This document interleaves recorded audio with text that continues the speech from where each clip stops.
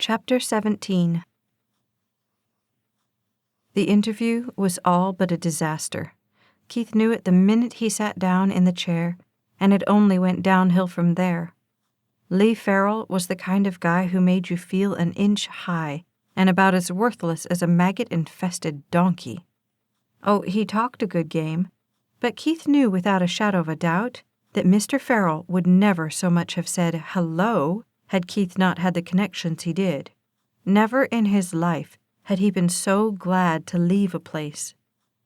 When the phone rang Thursday night, Keith had the feeling of falling into a black hole of self-flagellation. This would be a lesson in humility he could do without. Hello? Hey, how'd the interview go? Dallas asked, sounding far too enthusiastic about it for Keith's taste. Fine. You got it, right? I mean, he offered you the job, right? I don't know. He said he'd get back to me. That stopped her short.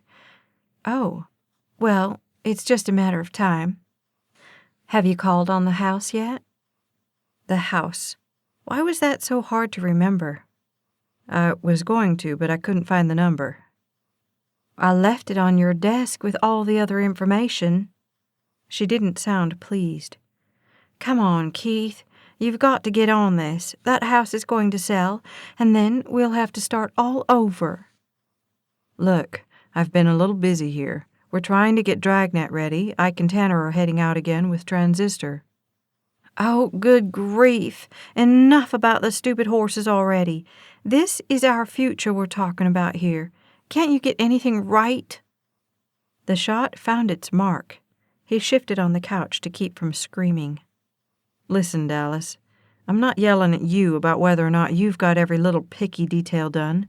I do have a life, you know? Playing horses is not a life. It's a hobby, if that. You need a real job, Keith. Now, don't screw this up for me. I do not want to come home to an unemployed husband who doesn't have a house for me to live in. The conflagration was flaring into dangerous territory. Fine. I'll get it done. Is there anything else you need? He stopped only one syllable short from calling her Your Highness. Yes, you need to stop by the caterers and give them the final menu and head count. I'll email that to you. The invitations are all out, so that's taken care of. Down the list they went, and for everything in him, Keith wanted nothing more than to hang up on her. After 5 minutes of lists and tasks, she finally took a breath. It would be really nice if we could get into the house by the end of May. That way, we could get it set up with our gifts, and when we get home from Hawaii, it'll be all ready for us. Yeah, okay. Keith just wanted to get off the phone. Hawaii had never sounded so much like hell. Listen, I've got to go, and I'm sure you've got studying to do. Yeah, some, she sighed. I wish I was there with you. He couldn't even say it. Yeah, well, good luck with everything. I'll talk to you soon. In all their talks, Maggie had never thought to ask Greg for his number.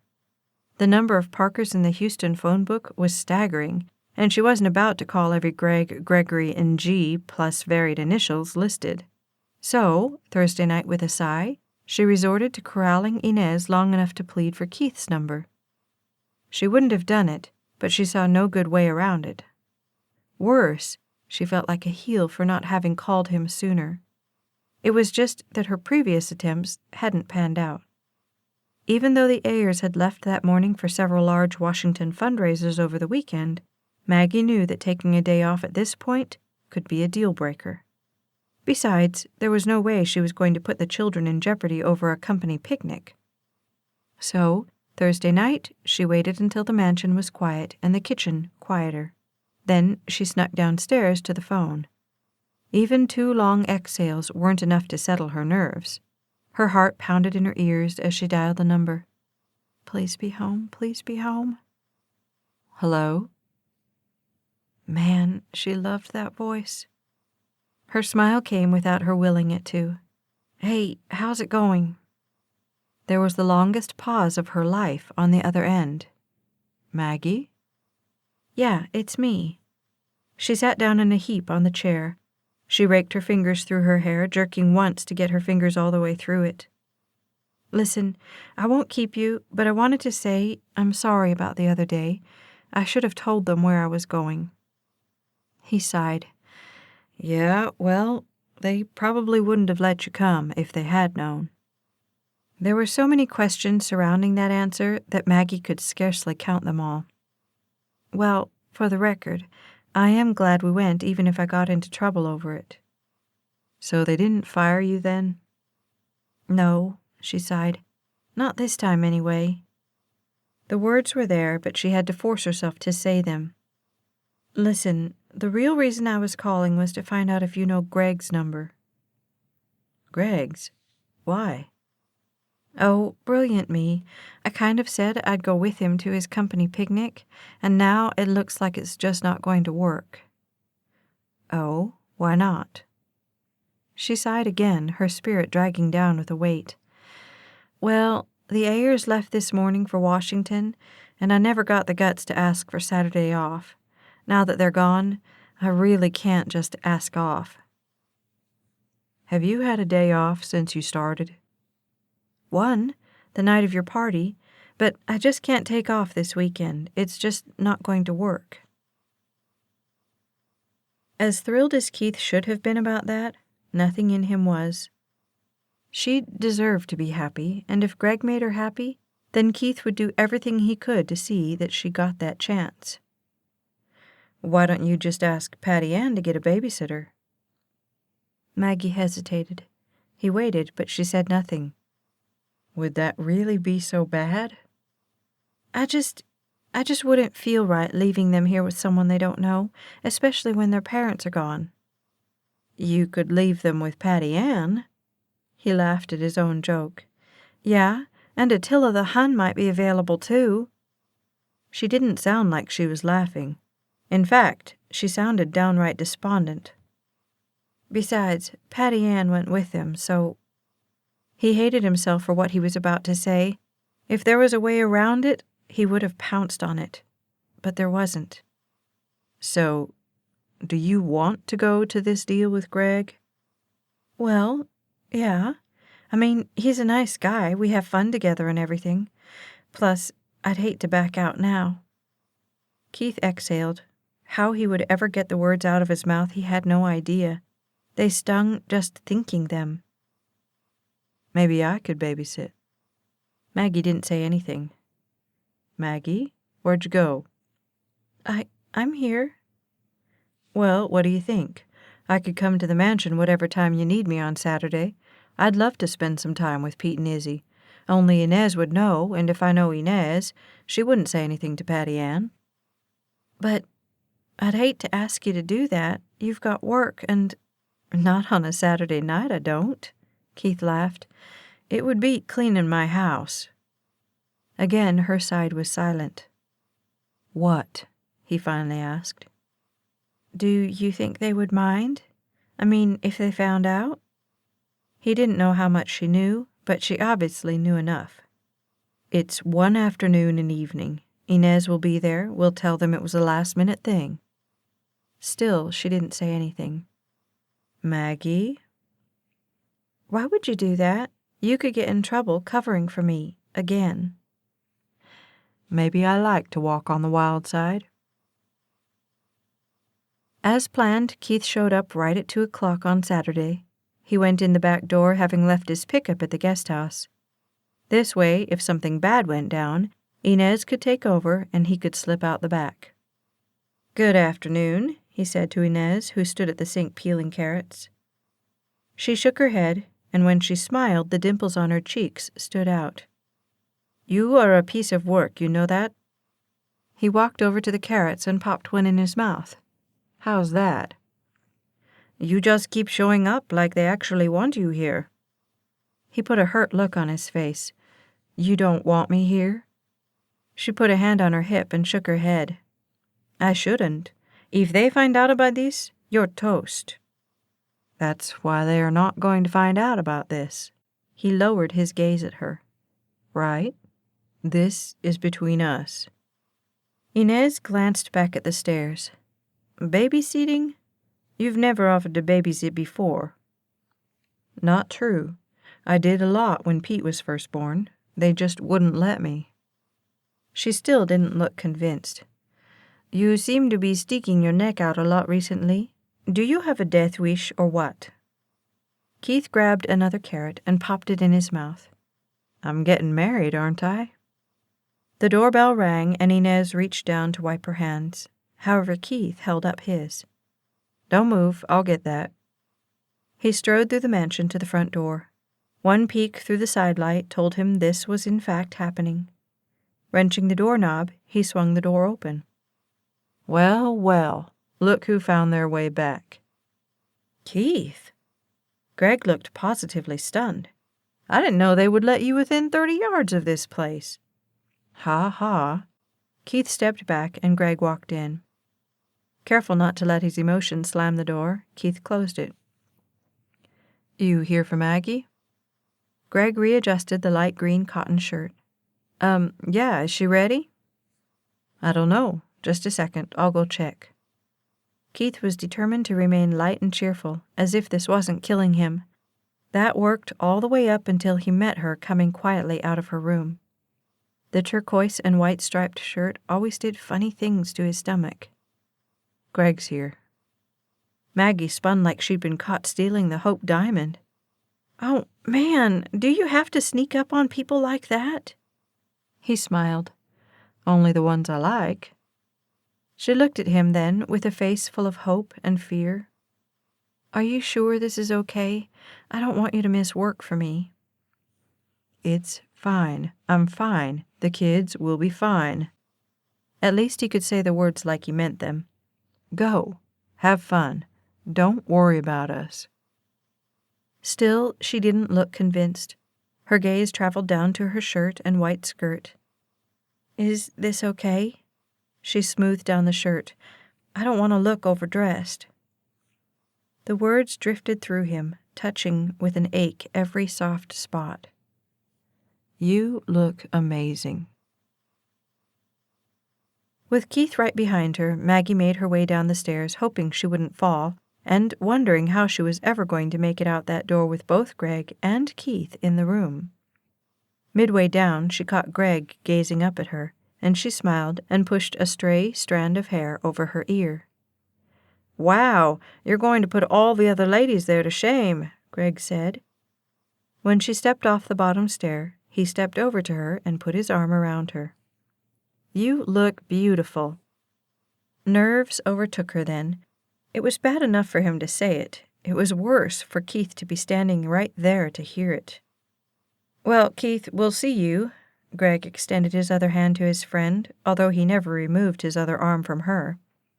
Somehow, it was weird to watch Keith shake Greg's hand from this vantage point. Have fun, Keith said, looking at her in the way that made her knees feel like jelly. We will, Greg said, and he turned to them both and started out. Keith had never been in such a battle in his life. Not one part of him wanted to let them walk out that door and down that walk, but he knew it could be no different, and thinking that it could would only cause everyone heartache that they didn't deserve. Softly, he closed the door, but he couldn't just leave, so he stepped to the side light and pulled the light sheer curtain there back ever so slightly.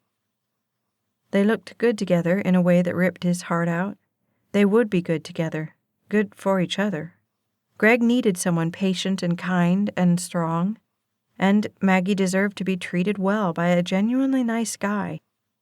It was just that watching it happen knifed through him with an intensity he hadn't counted on.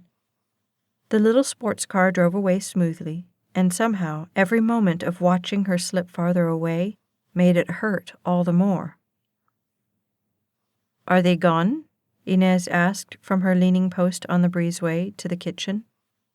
Keith glanced at her, knowing he was busted. Yeah? She gazed at him for a long moment. Do you want to talk about it? There were certain people in the world that Keith knew or thought he knew he could trust. Ike had been on that list until recently. Inez had been on it until he left for college. You still make those chocolate shakes like you used to?" She smiled. "I think I might remember." The drive to the park had to be one for the memory books. Spring had definitely arrived. Blue bonnets and orange paintbrushes washed everything that wasn't green in breathtaking color. The day would have been absolutely perfect, save for the fact of who she was here with. "So, are you planning on working for the Ayers forever?" Greg asked, glancing over at her. His strong hands with long fingers rested easily on the steering wheel. "I'm surprised I'm still there." Her fingers played with her skirt. "Oh, why's that?" Maggie shrugged, although her gaze was down. "I'm not exactly cut out for living like the rich and famous. Give me a little house in a little town with a little grass and a few kids, and I'll be more than happy." He glanced at her. "No big fancy parties?" She shook her head. "Just someone who loves me and enough money to live." She hadn't seen it coming, and if she had, she didn't know if she would have had time to react. But suddenly his hand was over hers. His fingers fell in the space between her thumb and her palm. Her heart leaped into gear as her gaze jumped to his. His look was laced with a smile. "Maybe that dream isn't as far away as you think." "Okay, Keith, what gives? You haven't been around this place this much in 5 years, and now, every time I turn around, there you are again." Inez set the frothy drink in front of him, seemingly as a bribe to get him to open up. However, he didn't want to go there. "Do you remember when we used to drink these when I was little?" "Do I? What I remember is you coming home from football practice, wanting a bag of French fries and 3 of these." Inez laughed. "I thought I would never get you full." Keith took a sip. "Those were good times." "Yes and no," she said, tilting her head to look at him. His heart clogged his chest. "I really made a mess of things, huh?" "How so?" "High school, college. He hates me now, even more than before." Inez shook her head slowly. "He doesn't hate you. He loves you. He just can't figure out how to show that." "Yeah, and that's why I've been banished. He treats me like I'm somebody he could fire tomorrow if I step out of square." "So you dance outside the square to prove to him that he can't." He couldn't argue with that, so he didn't. It would have all been so different if she had lived. There was a long, slow exhale from the housekeeper. "He is hurting, too. You've got to know that." Keith shook his head. "What does he have to be hurting about? He's the king of this place. To him, we're all expendable." He stirred the drink very slowly. "It must be nice to know you're not." "Well, in a month, you'll be in your own house with your own wife, leading your own life." That didn't help, although he knew she meant it to. "The Hendersons are just like him. I won't be their son-in-law. I'll be their slave." "Is that how you feel here? Like a slave?" He couldn't say it, so he just nodded. "Have you told your dad that's how you feel?" "Yeah, right. There's a plan that would get me shipped off to Siberia." Inez continued to look at him. "You know, your mom would never have wanted this. She loved you so much.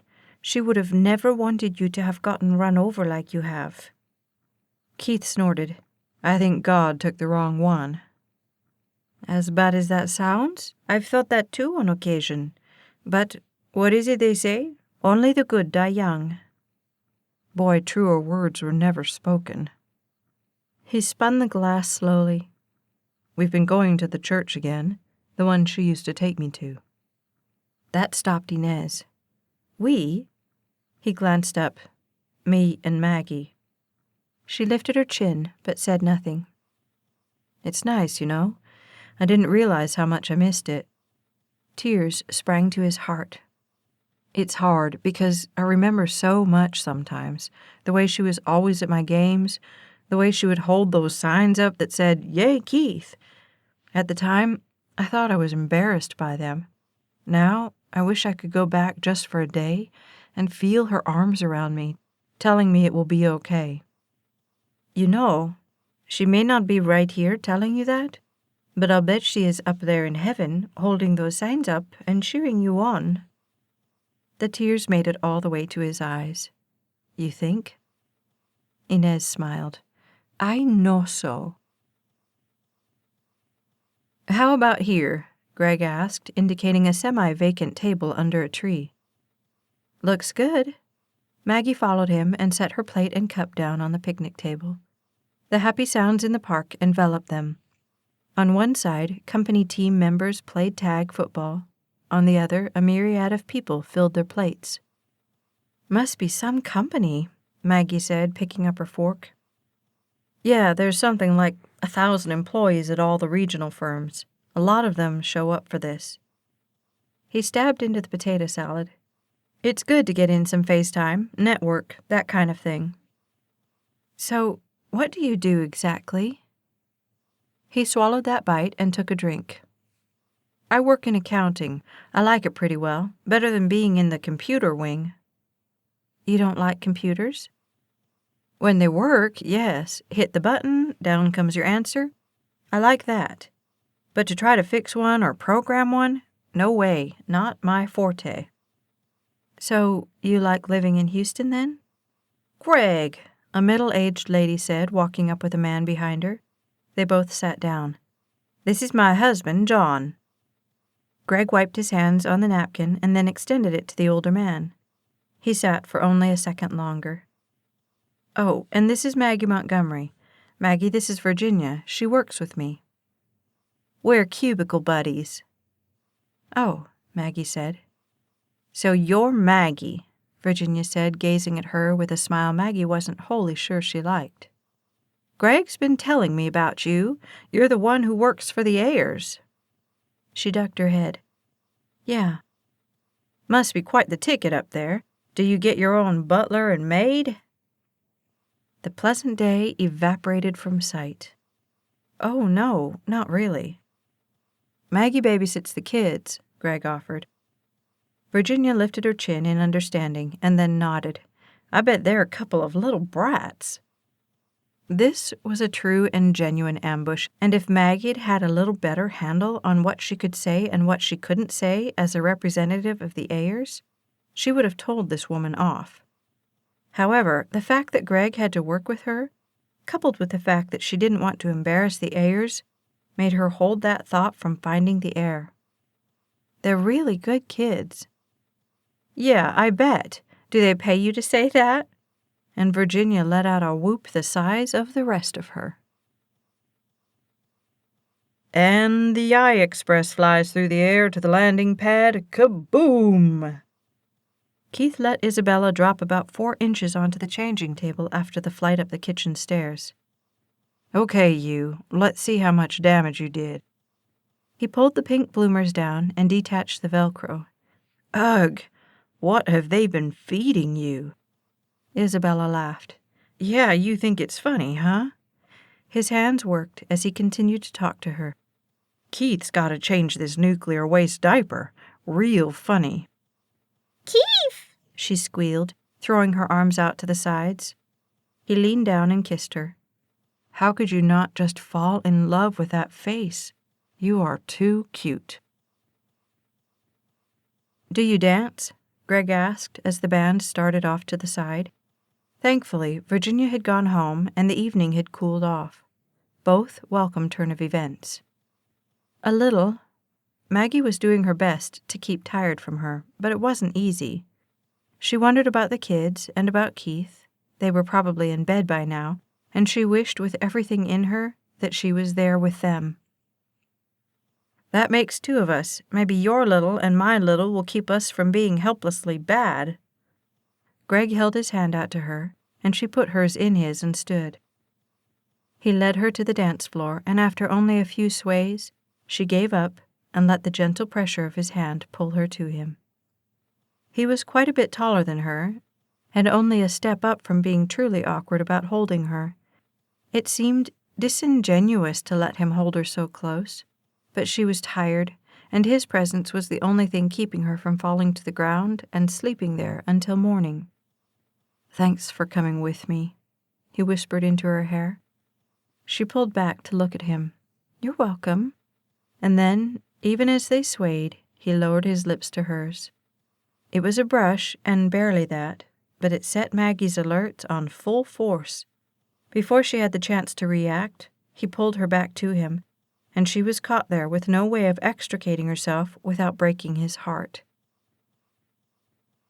"Now, I'm not very good at this," Keith told Peter as he knelt by the bed.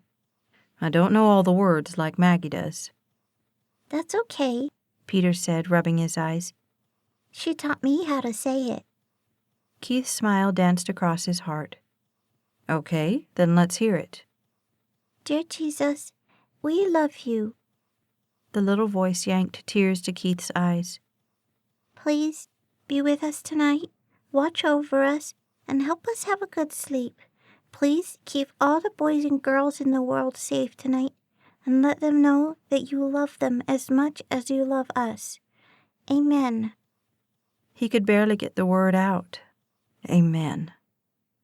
Peter was looking at him when he stood. "You get some sleep so we can go to church tomorrow." And with that, Peter closed his little eyes. Keith let himself out of the room and checked his watch. Somehow he'd thought they would be back by now. How long could a picnic last? Unless they had decided to do dinner afterward, or worse, back to Greg's apartment. It was amazing how bad one thought could hurt.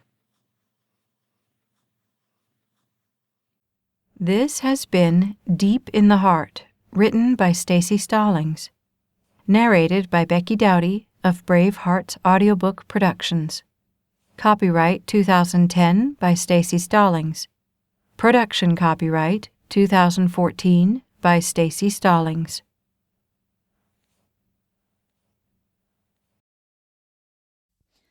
Like and subscribe to the Staci Stallings YouTube channel so you never miss a second of the story.